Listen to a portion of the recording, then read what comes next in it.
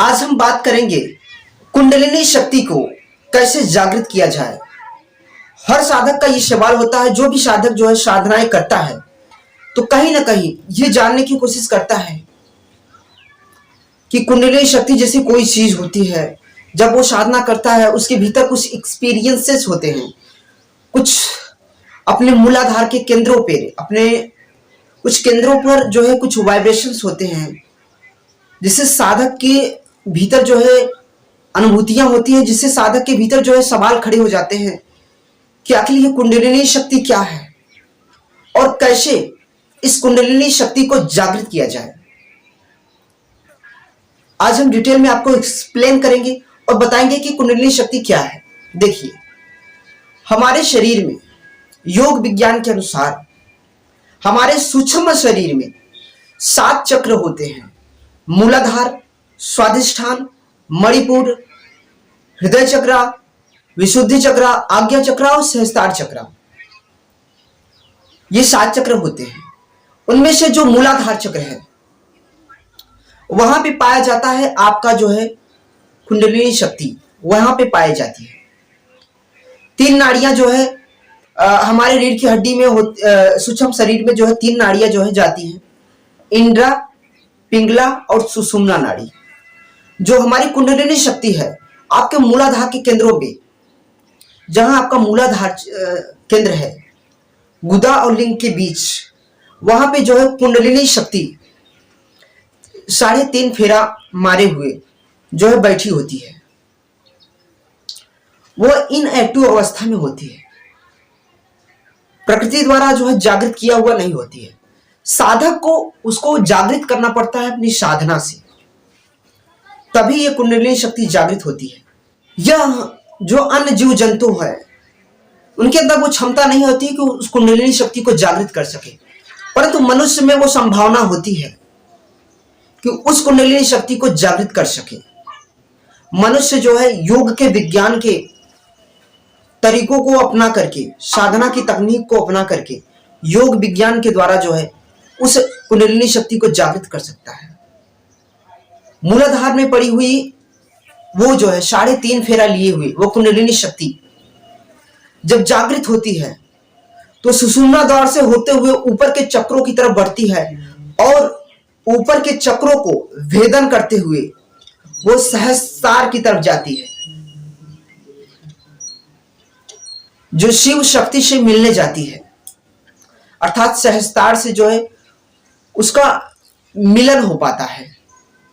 ऊपर की तरफ जब आपकी कुंडलिनी शक्ति बढ़ती है तो कई अनुभूतियां होती है साधक को।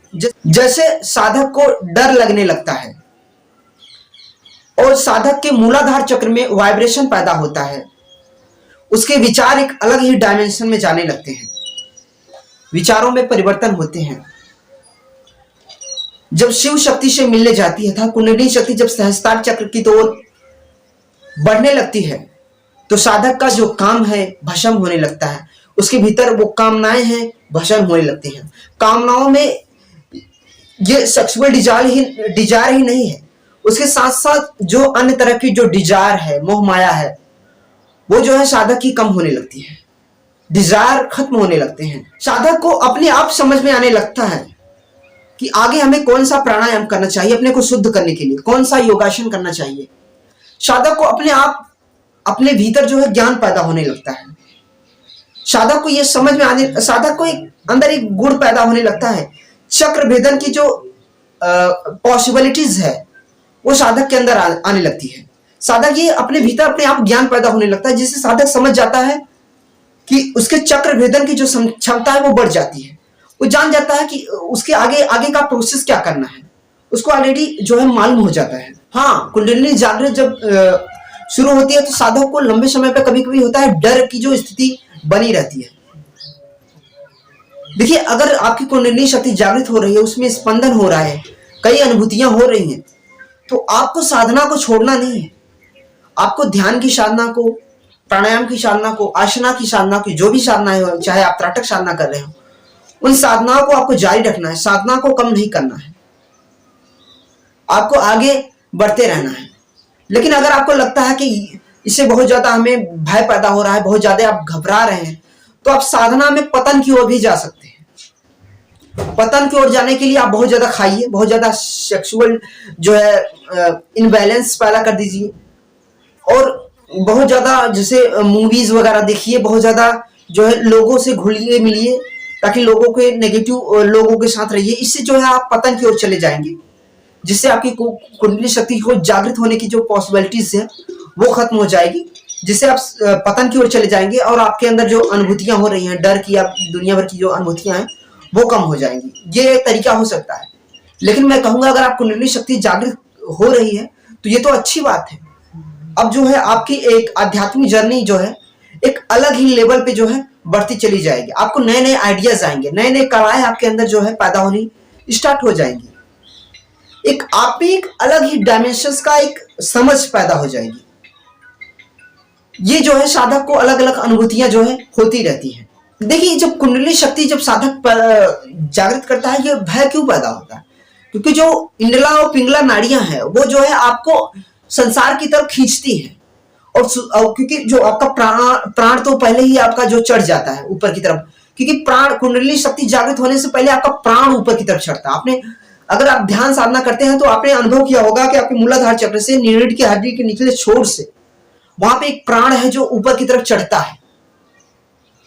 फिर उसके बाद जो है कुंडली शक्ति जागृत होती है। तो ये जो सुषुम्ना है, इंडला है, ये आपको अपनी तरफ खींचती है नाड़ियां, ये संसार की तरफ आपको खींचती है। लेकिन जो अगर आप साधना करता है तो मूलाधार सुषुम्ना नाड़ी से होते हुए जो कुंडली शक्ति ऊपर की तरफ चढ़ती है, आपकी सहस्त्रार चक्र से मिलन के लिए जो है कि ऊपर की तरफ ऊर्ध्वगामी होती है। देखिए, कुंडली शक्ति को जागृत करने के लिए कोई भी धर्म में कोई भी जो ध्यान की तकनीकें हैं, योग की तकनीकें हैं, कोई भी किसी भी धर्म में सिखाई जाती है, वो कुंडली शक्ति को जागृत करने के लिए ही होती है। मूल बंध लगाते हैं, वो भी कुंडली शक्ति को जागृत करने में बहुत ज्यादा हेल्प करता है। कोई भी साधना करते हैं वो जो है हेल्प करता है। एक सबसे पावरफुल देखा गया है कि अगर कोई आप किसी आप पहुंचे हुए साधक से अगर आप शक्तिपात करवा लेते हैं, इससे भी जो है आपकी कुंडली शक्ति को जागृत करने में बहुत ज्यादा हेल्प करती है।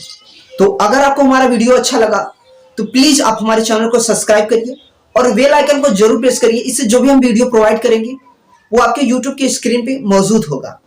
और इस वीडियो को ज्यादा से ज्यादा लोगों को शेयर करिए और वीडियो को लाइक करिए, जिससे हमारा यूट्यूब का एल्गोरिथम जो है और ज्यादा लोगों को सामने प्रोवाइड करेगा जो कि कुंडली शक्ति से रिलेटेड जो है जानकारी लेना चाहते हैं, उनके सामने ये जानकारी जाएगी, जिससे वो भी कुंडली शक्ति को समझ पाएंगे, वो जागृत कर पाएंगे और अपने आध्यात्मिक जर्नी को जो है आगे ले जाएंगे।